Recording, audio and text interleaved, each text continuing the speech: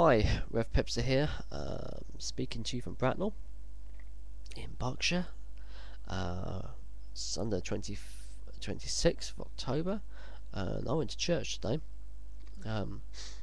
This time I went to a church which I've only been to once before, even though I've lived in Bracknell for some 4 or 5 years now. Yeah, 4 years now, nearly 5 years. Blimey, time does fly. But I went to the Kereth Centre today, Bracknell Family Church, and Pastor Simon, the head pastor there, he's actually asked everyone if we've seen the news today, and he spoke about an article which I've actually checked up on the net from on Richard Dawkins' site. It's published by The Guardian. Probably the best atheist bus campaign ever. Well, the atheists have taken a key off the Christian church in England and decided to put posters on buses.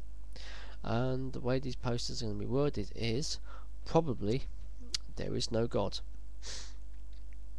And it's going to be planted on London buses all over, outside, and I think, according to the article, inside as well. So they're basically advertising not to believe in something, or an atheist perspective, which is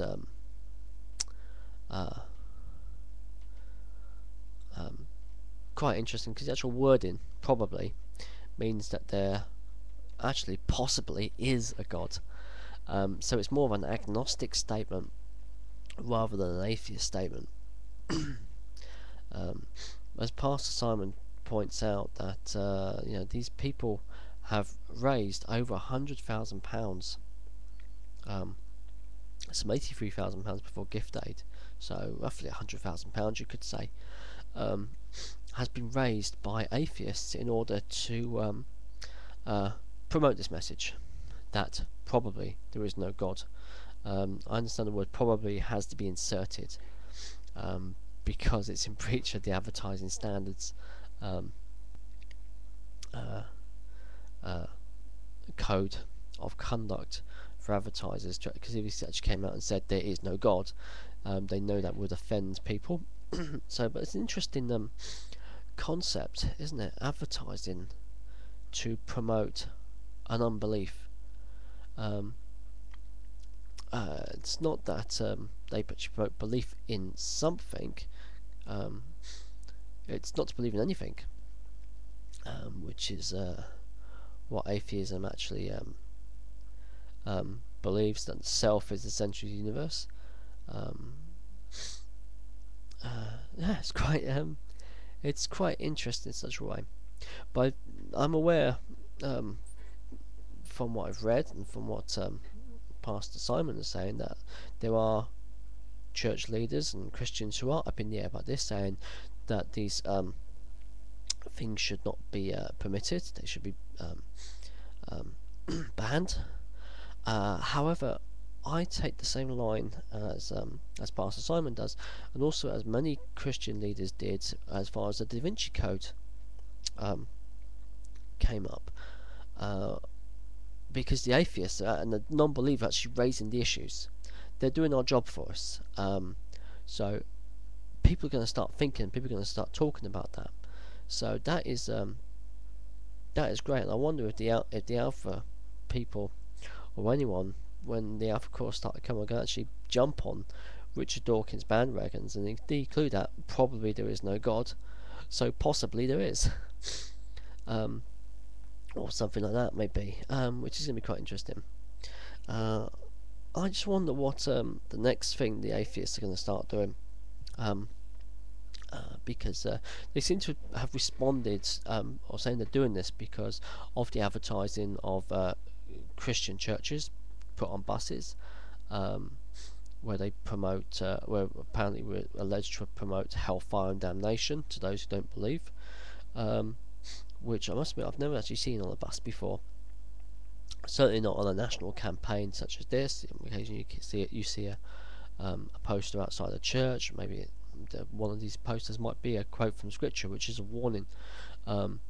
because Judgment Day is coming, and one day, if we do not accept Jesus Christ now, we will have to answer to God, if not in this life, certainly in the next. But I've never seen it on an advertising campaign like the scale that the atheists seem to be implying.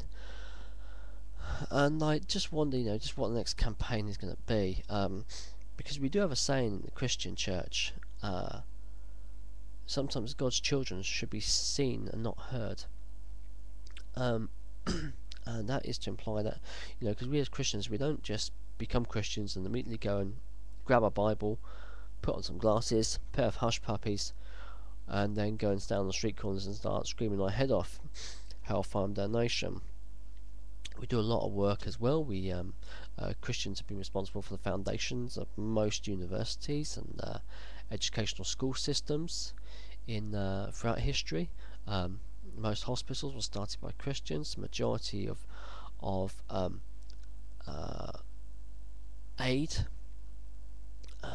going to countries in need are transported via using Christian organisations such as Christian Aid and Tear Fund. Do an awful lot of work. I'm not saying that there aren't any other organisations around doing this, but child sponsorship, etc., etc. Christian organisations are in the forefront of these this humanitarian effort. I just wonder whether the next atheistic campaign is going to be to actually go and highlight the non-Christian organisations which do these sorts of things, which go out and give to the homeless in Africa, to the AIDS victims, and get involved in community projects here in England with the deprived teenagers and people who are basically verging on the life of crime and stuff. I wonder if they're going to start promoting charitable organisations who go into prisons and or into hospitals and befriend the lonely, etc.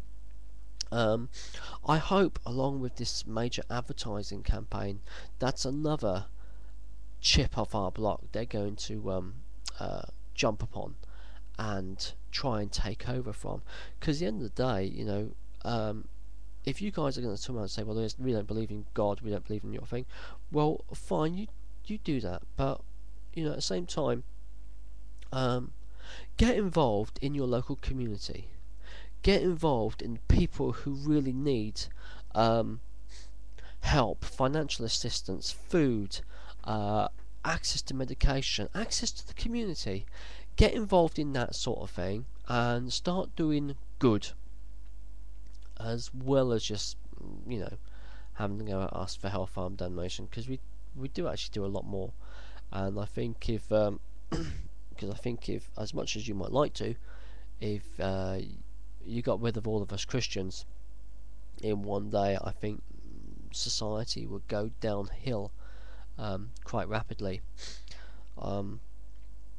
Someone once asked Ravi Zacharias, could an atheist still live a moral life?